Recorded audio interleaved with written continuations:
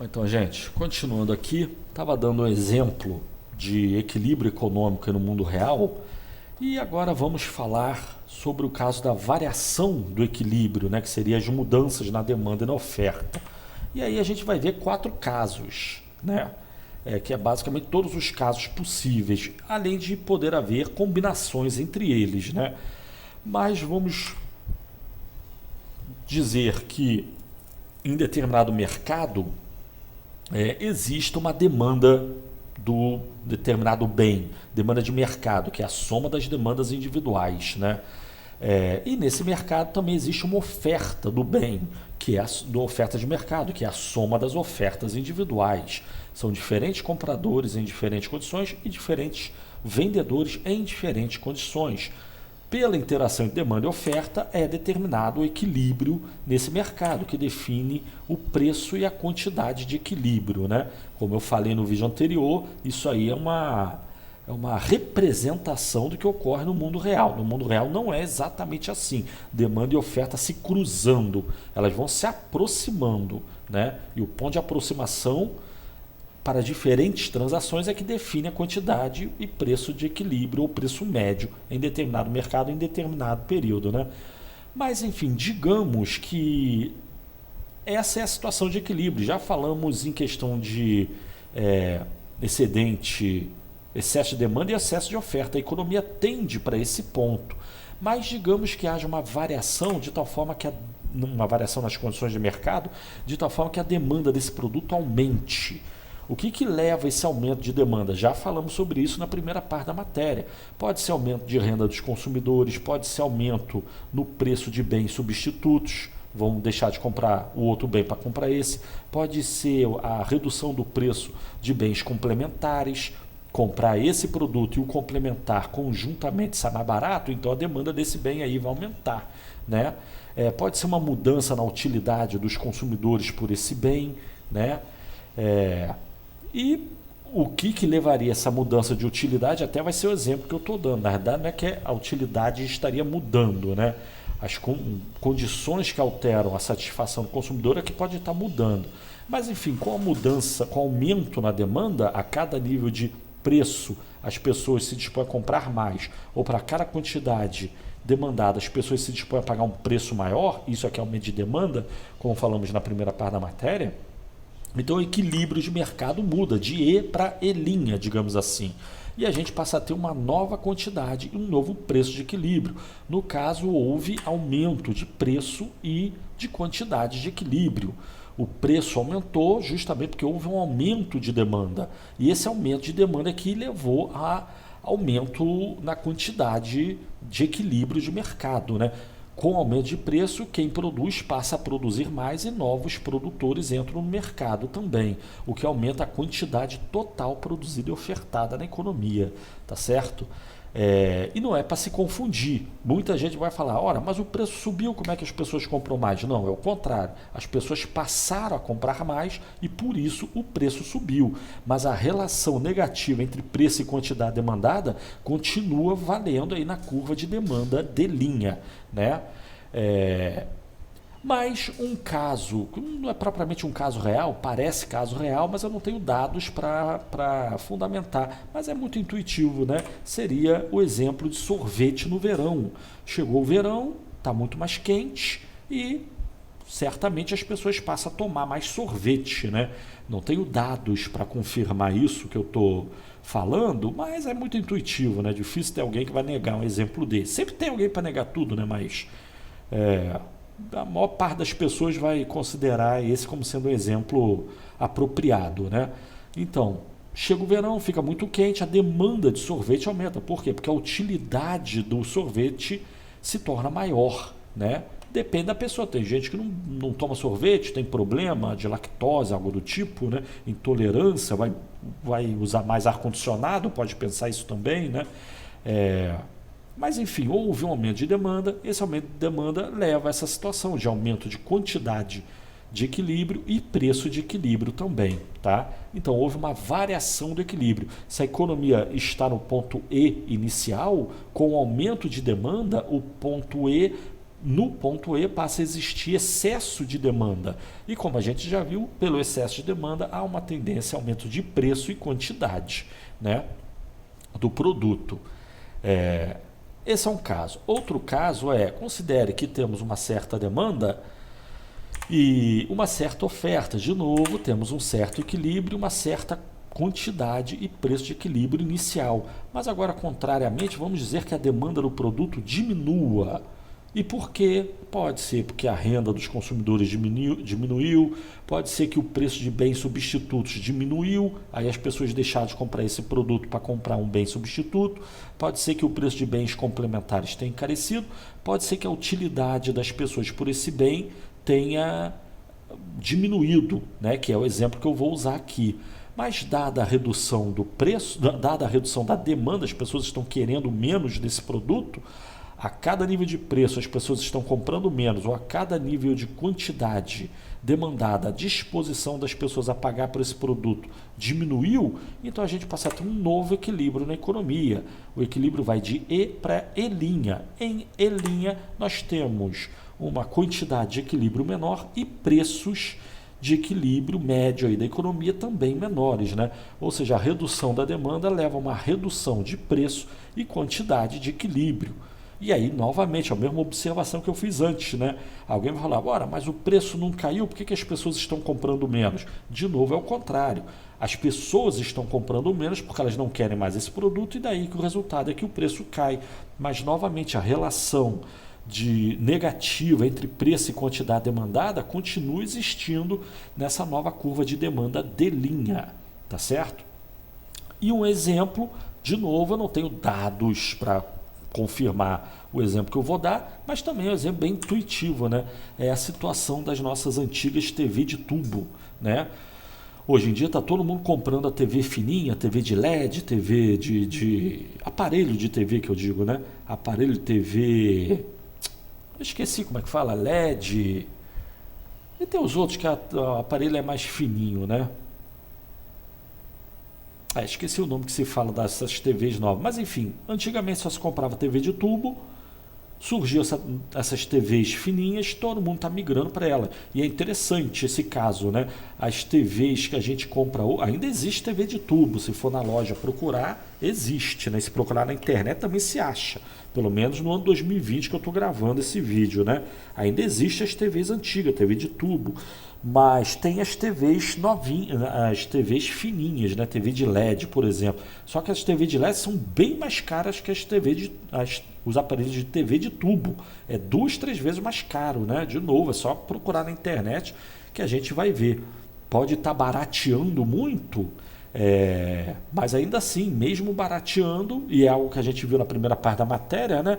Dado que barateou, as pessoas passam a comprar mais. Não se trata do produto se tornar barato, mas sim dele ter barateado, é bem diferente. Há o efeito substituição, as pessoas tendem a comprar do produto que barateia, e no caso as pessoas pararam de comprar TV de tubo para comprar essa TV de plasma, lembrei, TV de plasma, TV de LED, entre outros tipos de TV que são fininhas, né? Mas enfim, temos esse caso. Um terceiro caso seria, novamente, vamos considerar agora variações da oferta, né? Vamos considerar que em determinado mercado existe uma determinada oferta, uma determinada curva de oferta, que é a soma das ofertas individuais, e uma determinada curva de demanda de mercado, que é a soma das demandas individuais. Diferentes consumidores e diferentes produtores em diferentes condições, cada um tem o seu preço máximo que está disposto a pagar, o consumidor, e cada produtor tem um preço mínimo que ele está disposto a produzir e vender o produto, né? E daí que nós temos a definição do equilíbrio nesse mercado e o preço e a quantidade de equilíbrio. Então esse é o equilíbrio inicial. Mas digamos que aconteça alguma coisa na economia, basicamente com os produtores, que reduza a oferta. É importante esse ponto, tem que ficar atento, né? A oferta está indo de O para O'linho, ou seja, a curva de oferta está indo para cima e para a esquerda. Isso significa uma redução da oferta. Por que é uma redução da oferta? Porque a cada nível de preço, quem produz se dispõe a produzir e vender menos. ou a cada nível de quantidade produzida, o preço cobrado passou a ser maior, o preço mínimo cobrado pelos diferentes produtores se tornou maior. O que explica isso? Seria um aumento de custos, né? Por exemplo, não, só isso, seria um aumento de custo. Agora, por que o custo aumentou? Pode vir de diferentes causas, né? Mas então, dada essa redução de oferta, mantida a demanda, a gente vai ter um novo ponto de equilíbrio. O equilíbrio vai de E para E'. Nesse ponto E', a gente vai ter uma nova quantidade de equilíbrio e um novo preço de equilíbrio. Nesse caso aí, a gente está tendo uma redução de quantidade de equilíbrio e aumento de preço. E quando há redução de oferta, é isso que ocorre, né? E o que levaria à redução de oferta? Curto e grosso, elevação de custo. Só que essa elevação de custo pode vir por diferentes causas, né? No caso, o exemplo que eu vou dar não é ideal, né? Eu fiquei pensando muito em que exemplo dar, mas eu queria dar um exemplo da realidade, só que é difícil da gente se deparar com ele. Mas tem um aqui que meio que vai cair em desuso ao longo do tempo, as pessoas vão desconsiderar, mas foi a situação da produção de tomate no Brasil no primeiro trimestre de 2018, que o preço do tomate disparou mais de 150%, né? E por quê? Porque houve, se não me engano, uma geada que destruiu parte da produção de tomate. Não sei se foi geada, se foi inundação, foi um problema climático que destruiu aí quase um terço da produção nacional, e o preço do tomate acabou disparando mais de 150%, né, em curto espaço de tempo, sendo que tomate é um produto que se produz relativamente fácil, né? Então, mesmo tendo tido esse problema climático, a produção se recuperou de forma relativamente rápida e o preço voltou ao normal depois. Seja lá como for, houve uma redução de oferta, ainda que temporária. Houve um aumento de custo. Qual foi o aumento de custo? Foi o problema climático que destruiu produção. Então, o produtor passa a ter que ganhar com uma produção menor o que ele iria ganhar com uma produção maior. Um produtor espera produzir 100 sacas ou caixas de tomate e ele só produz 60, olha o custo que ele teve. Ele teve um custo para produzir 100, o custo de produzir 100 agora virou custo de produção de 60. Ele vai tentar recuperar isso aumentando o preço, né? O preço mínimo que ele pode cobrar de forma a ser vantajoso para ele produzir um produto agora é maior. Então, houve redução de oferta do produto, né? Entre outros exemplos. Também pode citar o caso recente que teve, que foi o caso da carne no finzinho de 2019, que deu um problema também na África, que devastou lá um problema com a criação de suínos, e a África abastecia muito a China.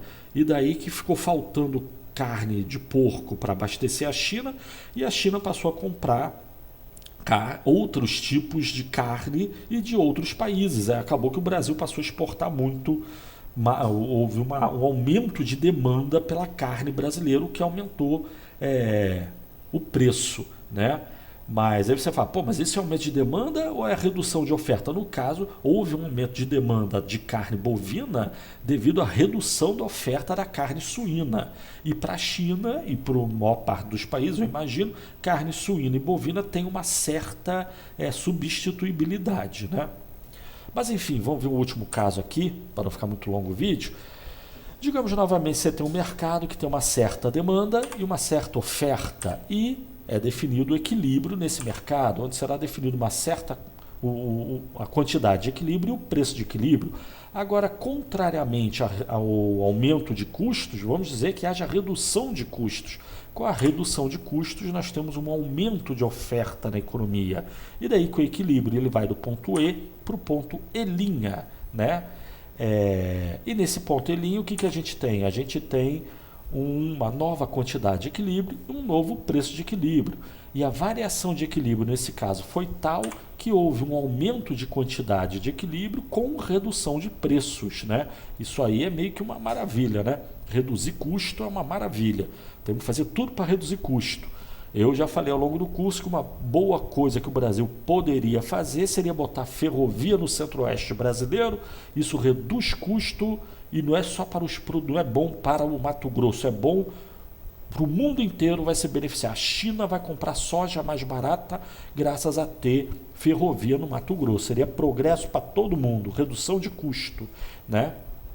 Mas, enfim, se houver uma redução de custo, há um aumento de oferta. Um exemplo que eu dei, que eu posso dar, já falei, posso repetir, né?